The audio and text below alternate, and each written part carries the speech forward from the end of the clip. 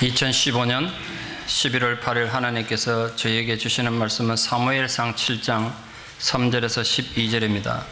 사무엘상 7장 3절에서 12절, 구약 417쪽입니다. 사무엘상 7장 3절에서 12절 말씀을 봉독에 올리겠습니다.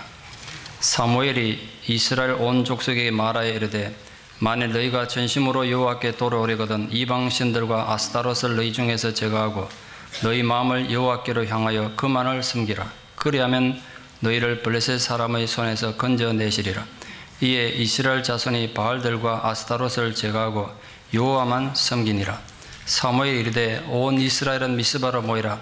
내가 너희를 위하여 여호와께 기도하리라 하매 그들이 미스바에 모여 물을 길어 여호와 앞에 붓고 그날 종일 금식하고 거기에서 이르되, 우리가 여호와께 범죄하였나이다 하니라. 사무엘이 미스바에서 이스라엘 자손을 다스리니라. 이스라엘 자손이 미스바에 모였다함을 블레셋 사람들이 듣고 그들의 방백들이 이스라엘을 치러 올라온지라.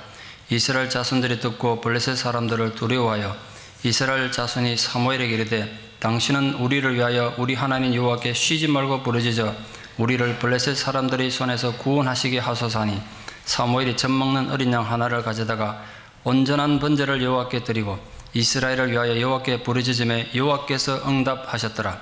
사무엘이 번제를 드릴 때에 블레셋 사람이 이스라엘과 싸우려고 가까이 오매 그날에 여호와께서 블레셋 사람에게 큰 우레를 발하여 그들을 어지럽게 하시니 그들이 이스라엘 앞에 패한지라.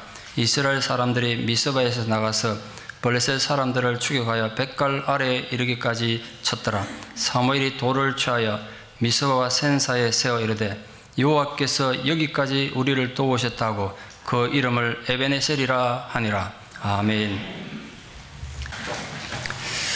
최근에 한국에서 일제강점기 시대에 조선 독립군 활약을 다룬 영화가 아주 크게 인기를 끌었습니다. 한 1200만, 1300만 가까운 사람이 봤다니까 꽤 많이 본 영화죠.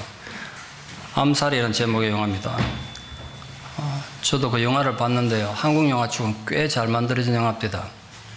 각본도 잘 됐고 영화를 꽤 잘 찍었던데 우리 애들에게 교육적으로 좀 보였으면 좋겠다 생각을 참 많이 했습니다. 그 영화는 실제로 여자의 몸으로서 독립운동하다 순국하신 남자현 열사를 모델로 만들어진 영화라고 합니다. 남자현 여사는 평균 나이 40세도 채 되지 않던 그 시대에 여자의 몸으로 61세면 적은 나이가 아닌데 직접 총 들고 폭탄 들고 일본인들과 싸우다가 체포되셔서 고문당하다가 순국하신 분입니다. 영화는 실제 인물을 모델로 했지 물론 내용은 어디까지나 허구입니다. 줄거리를 잠깐 말씀드리면, 안옥일이라는 여자 독립군이 조선 주둔 일본군 사령관과 또 매국노의 대표라 할 수 있는 이강국 실제 인물 방응모를 모델로 했다고 그럽니다만 그 매국노를 암살하는 과정을 그린 영화입니다. 이 영화의 주제가 되는 중요한 대사가 몇 마디 있는데 그 중에 연약한 여자의 몸으로 그런 위험한 임무 수행한 것을 보고 이 독립운동에 전혀 관심 없던 조선인 이 청부 살인업자가 냉소적으로 질문을 던집니다. 너희들이 그런다고 세상이 달라지냐? 그때 총상 입고 부상을 입은 여자 독립군이 아주 비장하게 그 살인 청부업자가 이렇게 말합니다. 알려줘야지. 우린 계속 싸우고 있다고. 그게 독립의 정신이 아닌가 생각합니다. 암살이라는 영화가 허무하게 몰락한 대한제국의 독립을 다룬 픽션의 영화라면, 오늘 우리가 읽은 본문은 블레셋에게 억압받고 있던 이스라엘의 독립에 관한 사실을 기록한 난픽션 드라마입니다. 먼저 오늘 본문을 이해하기 위해서 역사적 이해가 좀 필요합니다. 본문의 배경이 되는 이스라엘 당시 상황은 여러분 잘 아시는 그 유명한 삼손이 블레셋을 이긴 이후로 최소한 40여 년간 블레셋에 의해서 식민지 돼가지고 억압을 받고 있었습니다. 40년간의 식민 생활, 그러면 그 아픔 우리도 다 잘 알고 있지 않습니까? 물론 그 중간에 엘리 대제사장이 아들들과 군대 이끌고 블레셋에 대항해서 전쟁을 하긴 했습니다만, 그러나 전투는 이스라엘의 대표로 끝나고 나라는 역시 식민지로 고통받게 됐습니다. 그 전투에서 대제사장 엘리와 두 아들을 함께 전사했습니다. 더 기가 막힌 건 당시 이스라엘 신앙의 중심이었던 법궤마저 그때 전쟁에 빼앗겨가지고 블레셋에 빼앗겨버렸습니다. 그러니까 당신은 성막의 가장 중요한 게 법궤인데 그 법궤를 중심으로 성막 치고 제사를 드리는데 성막에 법궤가 없는 황당한 시절이었습니다. 아주 오랜 세월 성막에 법궤가 없었습니다. 달리 표현하자면 하나님에 대한 제사가 중단된 버림받은 시절이었던 거죠. 이스라엘은 나라로서도 의미를 잃어버렸고 더 중요한 신앙 공동체로서도 의미를 상실한 가장 암흑의 시대를 맞이한 것입니다. 엘리 대제사장이 블레셋과 전투에서 패배한 20년 뒤에 세월이 오늘 본문 내용입니다. 그로부터 20년 세월이 흘렀습니다. 이스라엘 형편은 과거 그 어느 때보다 희망이 없어 보였습니다. 블레셋의 억압으로 정치적, 종교적으로 아주 깊은 침체의 늪에 허우적거리고 있던 때가 오늘 배경인데 이스라엘 백성들은 죽겠다고 아우성치고 너무 힘들다고 하나님의 소리쳤겠죠. 이 사사기 시대에 이런 패턴이 계속 되풀이됩니다. 이스라엘은 하나님 앞에 범죄하고 하나님 떠나가면 하나님은 그들을 깨우치고 회개하고 돌아오게 하기 위해 가지고 주변의 강대국을 회초리를 사용해 가지고 이스라엘을 억압하게 하고 식민지를 삼습니다. 그럼 주변 강대국의 말발굽알에 짓밟혀 가지고 힘들고 어려우니까 하나님 앞에 울면서 회개하고 돌아오면 하나님께서 사사라는 급조된 지도자를 세워서 침략자들을 몰아내주고 또 자유를 회복해 줬던 거죠. 그럼 좀 그 다음에 하나님 잘 믿고 순종하고 살아야 될 텐데 건망증이 심한 이스라엘은 시간 지나면 또 언제 그러냐는 듯이 또 하나님에 타락하고 하나님을 떠나갔습니다. 그럼 하나님 또 주변 강대국을 침략을 하게 해가지고 이스라엘을 징벌한 거죠. 그 패턴이 오늘 본문에까지 계속 반복되고 있었던 것입니다. 그렇게 암흑하고 혼란스럽고 모든 희망이 사라져버린 절망의 때에 하나님께서는 또다시 이 이스라엘 백성들을 불쌍히 여기셔서 이들을 건지기 위해서 하나님의 심장을 가진 한 사사를 내세워서 이스라엘을 그 고통의 도가니에서 구원해 주시기로 하셨습니다. 그 사사가 우리가 지난주에 살펴보았던 눈물로 기도하던 한나가 기도 응답으로 받았던 사무엘입니다. 하나님은 사무엘을 역사 무대에 이렇게 극적으로 출연시키심으로써 극심한 고통 가운데 신음하고 있던 이스라엘을 구원하게 하셨습니다. 이 마지막 사사였던 사무엘의 등장이 오늘 우리가 살펴봐야 될 두 번째 중요한 주제입니다. 아이 낳지 못하던 수치 속에 눈물로 기도하던 어머니 한나의 믿음의 결과로 태어난 사무엘은 엄마에게서 젖을 떼는 순간부터 성전에 맡겨져서 하나님 일꾼으로 자라났습니다.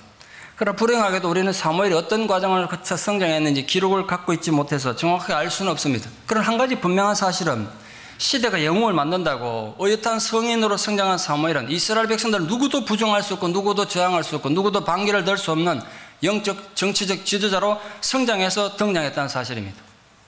오늘 이스라엘의 지도자로 등장한 사무엘이 취임 연설한 것이 오늘 본문 내용입니다. 그때 사무엘 나이 32세입니다. 성경에 보면 계산해 보면 그렇게 나옵니다. 나라가 블레셋의 억압을 당하고 백성들은 고통을 받는데 왜 사무엘은 좀 더 일찍 등장하지 않았을까? 그게 이제 제 고민이었습니다. 20대쯤 되면 독립운동 할 수 있지 않습니까? 어린애 10대도 하던데. 사무엘은 왜 20년이나 엘리가 죽고 20년을 왜 기다렸을까? 그러다 제가 얻은 교훈은 이겁니다. 사무엘은 이스라엘이 그들의 죄에서 진정으로 회개하기를 기다리면서 20년을 침묵 속에 하나님 때를 기다린 거예요. 내가 하고 싶다고 한 게 아니고 하나님이 마침내 자기를 부를 때까지 기다린 겁니다.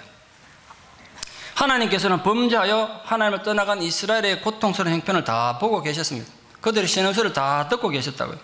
그러니까 여러분 지금 힘들고 어렵다고 하나님 내 형편을 모른다고 절대로 생각하지 마십시오. 하나님 다 듣고 계시고 다 보고 계십니다. 중요한 건 나의 반응이라고요. 내 반응을 기다리시는 거예요. 그리고 하나님은 그들의 그 문제를 해결하시기 위해서 한 사람을 준비하셨습니다. 군대를 준비한 것도 아니고 무기를 준비한 거 아닙니다. 이스라엘 강대국으로 만든 게 아니라 단 한 사람을 준비하셨어요. 그리고 하나님의 때가 되었을 때 사무엘을 이스라엘의 무대로 보내셔서 하나님의 역사를 이루어 가신 것입니다. 세 번째로 우리가 살펴볼 것은 사무엘이 일으킨 미스바 영적 대각성 운동입니다. 사무엘이 앞에 사사기에 등장한 12명의 사사들과 근본적으로 달랐던 점이 하나 있습니다. 사무엘은 블레셋의 억압으로부터 고통받는 민족을 독립시키기 위해서 군대를 준비하지 않았습니다. 무기도 준비한 적이 없습니다. 단지 백성들의 도덕을 재무장하고 정신을 재무장하고 영적인 회개운동을 일으키는 데 초점을 맞추었습니다. 사무엘은 생각한 겁니다. 진정하게 나라를 독립시키고 올바르게 나라를 세우기 위해서는 뭐가 더 중요한지를 알았던 겁니다. 그래서 지도자로 등장한 사무엘은 먼저 하나님 말씀으로 이스라엘 백성들을 가르치고 깨우쳐서 회개 길로 인도합니다. 사무엘 지도에 따라서 이스라엘은 바알과 아스타롯을 다 제거하고 전심으로 여호와를 섬기게 됐다는 것이 오늘의 내용 아닙니까? 그리고 1차적으로 종교개혁에 성공한 사무엘은 이스라엘 역사상 기념비적인 대중 집회라고 할 수 있는 미스바 대성회를 개최해서 하나님과 이스라엘 깨어진 관계를 새롭게 정립하는 그런 역할을 했습니다. 미스바는 이전에도 국가적인 중차대한 문제가 발생했을 땐 이스라엘 백성들이 모르겠습니다. 전 국민이 다 모였다는 건 좀 이야기 어렵습니다만 하여튼 국민들이 함께 모이던 범국가적으로 모이던 중요한 장소입니다. 근데 사무엘은 온 백성들을 그 미스바 산지를 모으고 영적 대각성운동, 종교개혁 운동, 우리말로 좀 쉽게 표현하면 사경회 한 겁니다. 사경회. 사무엘이 개최한 미스바 대성회는 두 가지 중요한 목적이 있었습니다. 하나는 이스라엘 민족의 거국적 회개 운동을 통해 가지고 신앙 회복하는 것도 중요하겠지만 그 당시 이스라엘 민족도 12지파가 다 나눠져 있었습니다. 마음이 다 나눠져 있어요. 부모 자식 간에 마음이 나눠져 있고 형제간에 나눠져 있고 마음이 다 나눠져 있으니까 결속력이 없어요. 그래서 이 집회를 통해 가지고 하나님의 회개함으로 하나의 나라로 하나의 민족으로 결속력을 다지기 위한 목적이 있었습니다. 또 다른 하나는 정치, 경제, 사회, 국방 등 모든 면에서 국력을 회복해서 블레셋으로부터 완전한 독립을 하기 위해서 이 집회를 개최한 겁니다. 이 모임을 통해서 백성들은 금식하며 회개함으로써 사무엘의 가르침에 순종했습니다. 타락하고 피폐해진 이스라엘은 이 미스바 대성회를 통해서 하나님의 나라답게 혁신하게 되는 대개혁을 이루게 된 겁니다. 우리 교회뿐만 아니라 한국 교회, 나아가서 지금 동성연애 이런 것 때문에 방향을 잃고 헤매고 있는 이 전 세계에 있는 현대 모든 교회가 깊이 본받아야 될 영적 회복 운동의 핵심이 전 미스바 대운동에 있다고 생각합니다. 이 미스바 대성회 교회에 나아갈 정신이 있고 철학이 있다고 생각합니다. 이스라엘 백성들은 사무엘의 지도에 따라서 미스바에 모여서 금식을 선포하고 우리가 여호와께 범죄하였나이다라고 회개했습니다. 이방의 우상숭배는 하나님을 멀리하도록 종교적으로 하나님과 깨어지는 걸 또 그 문제였겠습니다만 성적인 타락을 조장해서 굉장한 심각하게 도덕적으로 타락하게 만들었다는 데서 아주 파괴적이었습니다. 그래서 사무엘이 경고합니다. 너희 중에서 우상을 제거하면 하나님께서 블레셋 사람 손에서 너희를 건져내시리라. 백성들의 반응은 적극적이었습니다. 그들이 우상을 제거하고 여호와만 섬겼대요. 사무엘의 회개 촉구에 순순히 응한 이스라엘 백성들은 이 같은 이 행동한 이유는 그들이 하나님만을 의지하는 것이 자신들이 살고 독립을 얻고 자유를 얻는 지름길이라고 생각했기 때문에 그렇습니다. 고통 통해서 그걸 깨달은 거죠. 물론 그건 그동안 사무엘의 힘써 노력한 이 신앙 각성 운동에 열매를 맺은 것이라 생각합니다만 또한 블레셋에서 억압받고 있는 이 압제에서 구원받기를 원하는 이스라엘의 소원이 그만큼 간절했다는 뜻이겠죠.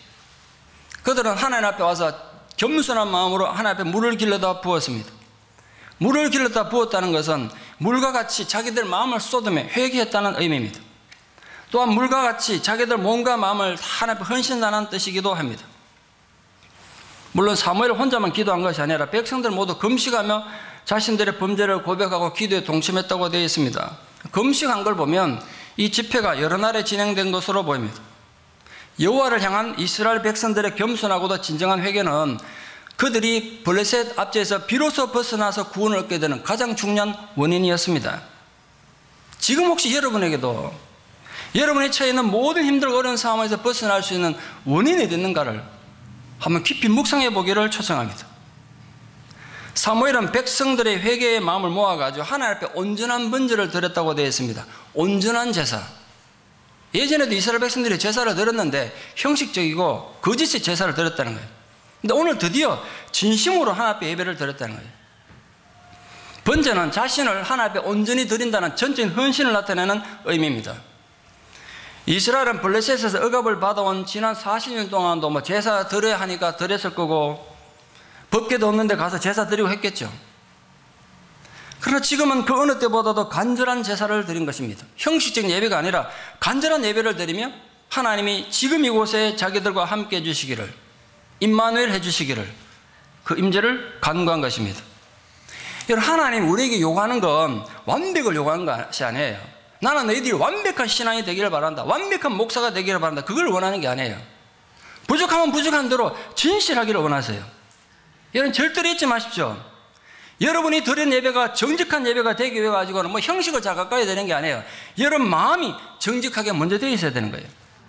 정직한 마음이 있어야 정직한 예배를 드리는 거예요. 이게 회개의 핵심이에요. 하나님 앞에 진실하기 위해서 거짓된 것을 버리는 것, 그리고 내가 드린 예배가 정직한 예배가 되기 위해서 거짓되고 검게 물든 마음을 정화하는 것, 그게 오늘 우리에게도 필요한 거 아니겠습니까? 우리도 진실하고도 올바른 예배를 드리기 위해서 성도 한 사람 한 사람의 정직성이 먼저 회복되기를 축원합니다. 예배 드리는 여러분들의 마음들이 먼저 정직하기를 소망합니다. 그래서 우리의 예배도 하나님 앞에 진실한 예배가 되기를 축원합니다. 진실한 예배를 드리는 교회, 그게 우리 교회가 목숨 걸어야 될 소망 아니겠습니까? 사무엘이 미스바에서 이스라엘 백성들과 더불어서 영적 대각성 운동을 하고 회개 운동을 일으킨 가장 본질적인 의도는 바로 그것이었습니다. 이스라엘 백성들의 마음을 정직하게 만드는 것. 그래서 그들이 진실로 하나님 앞에 정직한 제사, 정직한 예배를 드릴 수 있도록 만드는 것. 어느 시대나 회개하라는 설교는 인기가 없습니다. 사람들로부터 외면당하죠. 놀라운 건 사무엘의 이 회개의 외침이 이스라엘 백성들에게는 그대로 받아들여졌다는 사실. 그러면 사는 길이 열리는 거죠. 그래서 이스라엘은 진심으로 드리는 제사를 드디어 드리게 됐습니다. 진심으로 제사를 드렸다는데 여러분 주의하십시오. 이스라엘의 나라가 이렇게 피폐했던 나라가, 그 나라가 새롭게 될 수 있는 기틀은 그렇게 만들어졌습니다. 진심으로 예배를 드리는 그 기초의 나라가 새롭게 시작된 것입니다. 새로운 출발 앞두고 있는 우리 교회가 여기서 얻을 교훈이 분명히 있지 않겠습니까? 저는 다른 어떤 것보다 우리가 거창한 교회를, 신문에는 이 지역을 나타낸 최대 교회가 세워져 기록이 됐을 때다, 그거보다 더 중요한 건 여러분이 진심으로 예배드리는 교회가 되기를 축원합니다. 껍데기를 거창한 교회가 아니라 저 옮겨가더라도 진심을 다해 예배드리는 진심의 예배의 정신이 살아있는 교회, 그게 우리가 신경 써야 될 거 아니겠냐 말이에요. 사무엘을 통하여 이스라엘이 여호와 신앙을 회복했다는 것은 이스라엘이 다시 하나님 말씀의 통치를 받게 되었음을 의미합니다. 그런 면에서 전 이 미스바 사건은 이스라엘의 독립을 위한 건국운동이었다, 그렇게 생각합니다. 그건 정치적이고 군사적 준비가 아니라 영적인 준비로 가능한 것이었습니다. 이스라엘이 이렇게 부흥하고 은혜 받는 동안 가장 염려하던 일이 벌어졌습니다. 블레셋이 다시 침공해 온 겁니다. 블레셋은 온 이스라엘의 미스바에 모였다는 소식 듣고 즉시 군대를 출병했습니다. 이유는 분명하죠. 사무엘의 지도하에 온 이스라엘의 미스바에서 거행한 의식은 이스라엘을 다시 하나로 뭉쳐서 자기들에게 반기 들겠다는 것 외에는 다른 해석이 없지 않습니까? 오랫동안 블레셋에게 정치적, 종교적 영향 아래 있던 이스라엘이 이방 신상을 제거하고 여호와 하나님에 대한 신앙을 새롭게 한다는 건 종교적인 면에서 영향 주는 게 아니에요. 정치적, 군사적으로 국력을 새롭게 함으로써 블레셋의 영향으로부터 완전히 독립하겠다는 결단이었던 것입니다. 블레셋 입장에서는 이스라엘의 그런 움직임을 가만히 앉아서 두고 볼 수는 절대로 없지 않겠습니까? 그런 움직임이 확산되기 전에 한자리에 모인 이스라엘을 완전히 몰살시키려고 선제 공격을 감행한 것입니다. 그 마치 지금도 하나님 백성이나 하나님의 교회가 어떻게 하든 하나님 나라 성장하려고 애쓰면 그걸 방해하고 어떻게 하든지 방해하려고 막는 사단의 업무와 똑같은 거죠. 어쨌든 전쟁은 눈앞에 닥친 현실이었습니다. 이스라엘의 두려움과 공포는 극에 달했습니다. 이스라엘의 두려움을 느낀 건 당연한 이유가 있었겠죠. 왜냐하면 지금 자기들은 부흥하러 모인 겁니다. 전쟁 준비가 전혀 되어 있지 않습니다. 군대도 없고 무기도 없어요. 무기가 있다고 한들 모든 객관적인 상황이 블레셋을 이길 수 있는 상황이 아닙니다. 이전에 전쟁 때도 그랬지만 지금도 이스라엘은 블레셋의 적수가 절대로 안 됩니다. 당시는 청동기 시대에서 철기 시대로 넘어가던 과도기였는데 이스라엘은 아직도 조직화된 군대도 없을 뿐더러 철제 무기를 갖지 못했다고요. 반면은 블레셋은 강력한 철병기로 무장한 중무장된 훈련된 군대를 가지고 있었습니다. 더욱이 거친 바다에서 단련된 해양민족인 블레셋을 상대로 비무장 상태인 이스라엘이 무슨 수로 전쟁을 치르겠어요? 게다가 지금 온 국민이 금식했습니다. 얼마나 배고팠겠어요? 무슨 힘으로 적을 맞서 싸우겠습니까? 이스라엘은 나라의 독립은커녕 존폐 위기에 처한 것입니다. 집단 패닉 상태에 빠진 이스라엘이 의지할 수 있는 거라고는 하나님밖에 없었습니다. 여기 심각한 문제가 있습니다. 이스라엘 백성들은 자신들이 하나님 앞에 나가서 기도하려고 보니까 자기들이 그동안 저지른 죄가 너무 커요. 하나님 앞에 나가서 기도할 자신조차 없습니다. 구약시대는 구세주의 대속의 은혜가 없던 시절이기 때문에 스스로 본인이 나는 죄인이라고 느낀 사람은 하나님 앞에 나가서 기도하는 건 결코 쉬운 문제가 아니었습니다. 하나님 앞에 나갈 수가 없습니다. 이스라엘 백성들이 자신들의 죄에 대해서 감각이 없고 자신들이 죄인이라는 의식이 없을 때는 하나님 무슨 줄 모르고 마음대로 까불며 살았습니다. 그런데 이제 깨닫고 보니까 자신들은 정말 끔찍한 죄인들이고 거룩하신 하나님 앞에 결코 나갈 수 없다는 현실을 절망스럽게 깨달은 겁니다. 그래서 그들은 사무엘에게 자신들을 대신해서 하나님 앞에 기도해 줄 것을 간청했습니다. 그것은 과거에는 볼 수 없었던 진실함과 간절함이었습니다. 성경에 기록된 유일한 경우입니다. 우리를 위해서 기도해 주십시오 한 거예요.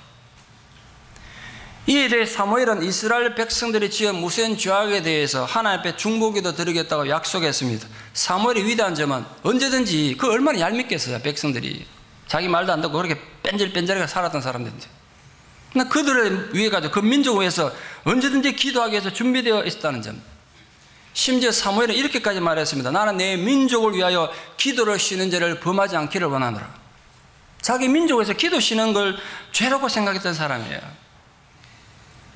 오늘 우리가 본문에서 마지막으로 살펴볼 것이 사무엘의 기도와 그에 대한 하나님의 응답입니다. 사무엘이 지금 번제를 드리고 있는 동안 블레셋 군대는 점점 가까이 진격해 오고 있었습니다.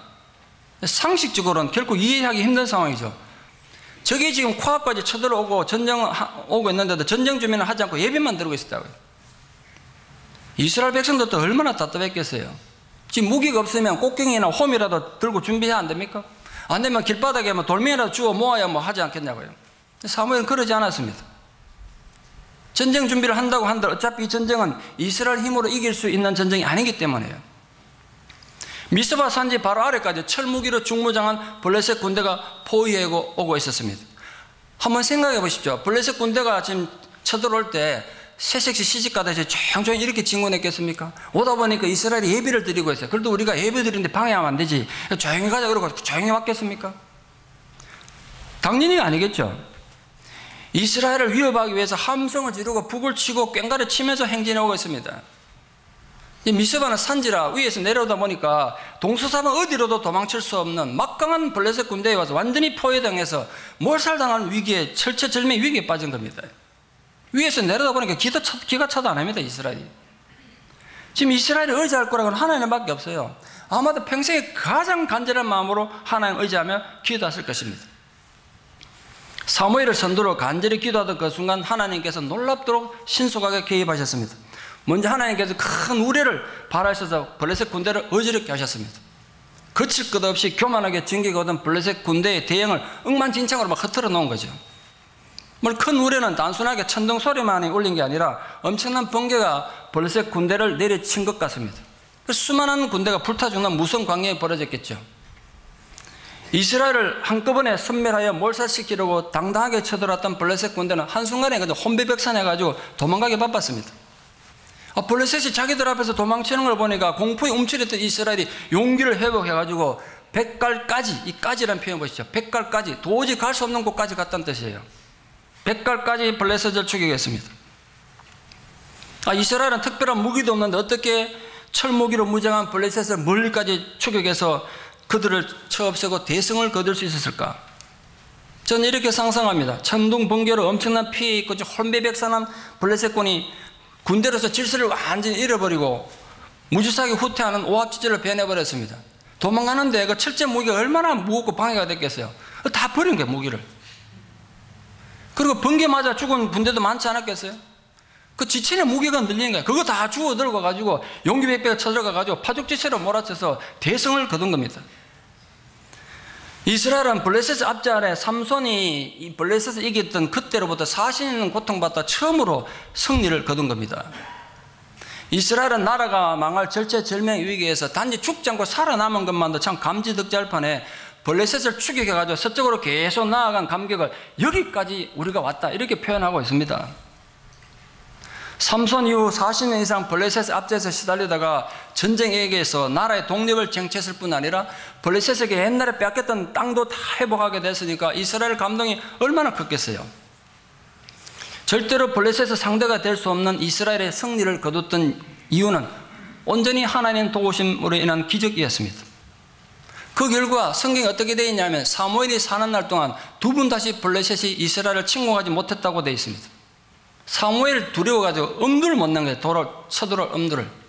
이 전투의 성지로 인해가지고 이스라엘은 비로소 지구상에 처음으로 이스라엘이라는 독립된 나라를 이루게 되고, 그 나라는 BC 586년 바벨론에서 망할 때까지 500여년간 나라로 존재하게 됩니다. 그런 면에서 사무엘은 이스라엘의 김구 같은 존재를 할 수 있지 않습니까? 사무엘은 전쟁의 승리 후 이 전쟁은 전적으로 여호와의 도우심이라는 고백을 했습니다. 그래서 하나님의 도우심을 기념하기 위해서 큰 돌을 하나 세워놓고 그 돌을 에벤에셀이라고 불렀습니다. 도움의 돌이란 뜻입니다. 그리고 이렇게 고백했습니다. 여호와께서 여기까지 우리를 도우셨다. 그렇게 하나님을 찬양했습니다. 에벤에셀은 이스라엘이 상상할 수 없는 승리를 주신 하나님께 감사를 표시하기 위해서 사무엘이 붙인 이름입니다. 동시에 백성들에게 하나님이 너희들을 도와줬는데 옛날처럼 또 쉽게 잊지 마라. 항상 이것을 기억해라. 이 돌을 볼 때마다 하나님 우리를 이곳까지 도우셔서 승리하게 하셨다는 걸 기억하라는 당부로 세운 기념비이기도 합니다. 세월이 아무리 흘러도 그곳은 언제나 에벤에셀로 불릴 것이고 지금도 불리고 있습니다. 후손들에게 영원토록 기억될 것이죠. 여호와의 구원 행위를 기억하고 회상하는 것은 신앙생활 하는데 굉장히 중요합니다. 여러분 예전에 받았던 하나님의 은혜가 없습니까? 하나님께 여러분이 베풀어 주셔서 그 은혜의 시간이 없냐면 그걸 좀 계속 되풀이 해보란 말이에요. 그게 여러분 에벤에셀이란 말이에요. 그건 인간 중심의 삶에서 하나님 중심의 삶으로 옮겨가는 정말 중요한 역할이에요. 매 순간 하나님께서 내게 베풀어 주신 것을 생각하며 감사할 수 있는 자가 되기 바랍니다. 이 블레셋과의 전쟁의 승리는 사무엘의 승리가 아닙니다. 이스라엘의 승리는 더더욱 아니죠. 단지 여호와 하나님의 승리예요. 이스라엘은 이 사실을 결코 잊지 않고 늘 회상하며 우리가 하나님 때문에 이겼다. 하나님 때문에 살아남았구나. 하나님 은혜 가운데 남은 생애를 살아가야 되는 거예요. 사무엘의 인도를 받은 이스라엘만이 아니라 하나님을 예배하는 사람은 누구나 어떤 상황에서도 에벤에셀의 하나님을 만날 수가 있습니다. 네덜란드 출신의 간호사로 이스라엘의 선교사로 파송받았던 마리케 옐더만은 팔레스타인의 빈민들과 아랍의 어린아이들을 돌보는 사역을 오랫동안 해오고 있었습니다. 그러던 지난 2015년 10월 13일 사역을 위해서 다른 곳에 옮겨가기 위해서 버스를 타고 갔습니다. 근데 운이 없게도 그 버스 안에는 선교를 가장한 테러리스트들이 타고 있었습니다. 차가 한창 운행 중에 테러리스트들이 갑자기 일어나가지고 알라후 아크바르, 알라는 위대하다 이걸 외치면서 테러를 자행했습니다. 하필 옐드만 선교사 발 앞자리에 테러리스트가 앉아있어서 그가 긴 칼 뽑아가지고 맨 먼저 이 옐드만 선교사를 찌르고 휘두르기 시작했습니다. 칼이 찔려서 폐가 찢어졌습니다. 이 갈비뼈를 뚫고 칼이 들어온 거예요. 다른 한 명은 자동 소총을 난사하기 시작했습니다. 버스 안이 엉망이 됐겠죠. 아수라장이 되지 않겠습니까? 옐드만은 그 고통 속에 부르짖었습니다. 테러리스트가 계속 칼을 찌르는데 예수님, 주 예수님 나를 도와주세요, 나를 살려주세요 이렇게 외쳤다는 거예요. 현장에서 2명이 적사하고 최소한 16명이 심각한 부상을 입었습니다. 그러나 옐드만은 이 테러리스트가 휘두른 칼날에 폐가 찢어지고 손, 어깨 다 부상을 입었습니다만 다행히 목숨은 건져서 지금도 치료 중이고 회복 중에 계십니다. 그녀를 간호하던 간호사가 이렇게 말했어요. 정말 이분이 기도했던 그 하나님이 그 순간 들어주신 것 같다고. 당장 죽어야 될 사람인데 기적적으로 살아남았다고. 목숨을 잃을 수 있는 위기 상황에서 그녀가 살아남은 것은 그녀는 온전히 주님의 은혜로 내가 살아났다 그렇게 고백하고 있더라고요. 내가 그걸 읽고 생각했습니다. 테러가 저질러진 그 피의 자리가 분명히 그녀에게는 에벤에셀이었던 것입니다. 우리를 여기까지 도와주신 하나님, 에벤에셀의 하나님은 이스라엘만을 위한 특권이 아니에요. 에벤에셀은 그 오늘 우리 삶 속에서도 역사하시는 에벤에셀의 하나님, 그 하나님을 기억하십시오. 지금 여러분 삶 속에서도 여러분에서 역사하시는 에벤에셀의 하나님을 기억하란 말이에요. 그렇다면 제가 묻습니다. 여러분에게 여러분의 에벤에셀은 어디입니까? 여러분의 에벤에셀도 여러분 삶 속에 정말 세우기를 바랍니다. 하나님의 도움이 아니고는 결코 존재할 수 없는 오늘을 고백할 수 있는 분들 되기 바랍니다. 하나님께서 나의 삶을 이곳까지 인도하셨다는 고백의 기념비를 여러분 삶의 현장에 세우기를 바랍니다. 여러분은 어쩌다가 미국 땅까지 오게 됐습니까? 어떻게 왔든 이 땅에다가 분명한 에베네셀의 기념비를 세울 수 있기를 바랍니다. 에베네셀의 하나님이 여러분과 함께 하심을 분명히 믿으시기 바랍니다. 그러므로 나의 에베네셀의 하나님을 확실히 고백할 수 있기 바랍니다. 나의 생애를 이곳까지 인도하신 하나님, 그 하나님에 대한 신뢰를 굳게 붙잡으시기를 바랍니다. 또한 우리 교회의 에베네셀의 하나님을 고백할 수 있기를 바랍니다. 생각해보면 우리는 때로는 의리도 없고 믿음도 없고 예의도 없는 충성되지 못한 부끄러운 신앙생활을 해왔는지 모르지만 하나님은 우리를 사람들이 기적이라고 부르는 이곳까지 인도하셨습니다. 우리 교회 에베네셀 하나님 아니겠습니까? 부디 여러분의 삶의 현장에서 지금도 살아 역사하시는 에베네셀의 하나님을 만나기를 축원합니다. 뭘 두려워하십니까? 뭘 걱정하십니까? 지금도 여러분의 삶을 이곳까지 인도하시는 그 하나님이 계시는데, 그래서 여러분 감격스럽게 여러분도 외칠 수 있기를 바랍니다. 나는 참 힘들어 어렵지만, 내 삶은 고달팠지만 하나님이 이곳까지 나를 인도하셨다. 내 삶을 이렇게 인도하셨다. 사무엘의 기도를 들으신 하나님, 백성들은 몰살당하고 나라는 멸망당할 극한의 위기 가운데서 이스라엘을 승리의 길로 인도하신 하나님, 그 에베네셀의 하나님, 그 에베네셀의 하나님이 나의 하나님이심을 찬양하는 성도가 되고 우리 교회가 되기를 바랍니다. 하나님이 나를, 우리 교회를 여기까지 인도하시고 도우셨다고 여러분도 감격스럽게 외칠 수 있고 노래할 수 있는 에베네셀의 생애가 되기를 진심으로 축원합니다. 기도드리겠습니다. 하나님, 주님의 크신 위로와 사랑으로 인하여 지극히 보잘것없는 저희들을 눈동자처럼 지키고 보호해 주셔서 이곳까지 하나님이 우리를 인도해 주셨습니다. 그러므로 우리가 마음을 다하여 진실로 하나님을 높여 찬양합니다. 지금 고통과 절망 가운데 있는 모든 하나님 백성들이 그들의 삶의 한가운데 에베네셀의 기념비를 세울 수 있게 도와주시옵소서. 그래서 우리가 함께 외칠 수 있기를 바랍니다. 하나님께서 이곳까지 나를 도우셨다. 그렇게 외칠 수 있는 살아있는 증거를 가진 자들이 되게 도와주시옵소서. 우리를 위축되게 만들고 두렵게 만드는 모든 악한 영들의 공격으로부터 주님께서 방패가 되어주시고 산성이 되어주시기를 간절히 기도드립니다. 그래서 우리가 모두 함께 외쳐서 에베네셀의 하나님으로 인하여 나의 삶이 이곳까지 하나님께서 인도해 주심으로 승리했다고 외칠 수 있는 믿음의 승리자들이 되게 도와주시옵소서. 예수님 이름 받들어 기도드리옵나이다. 아멘.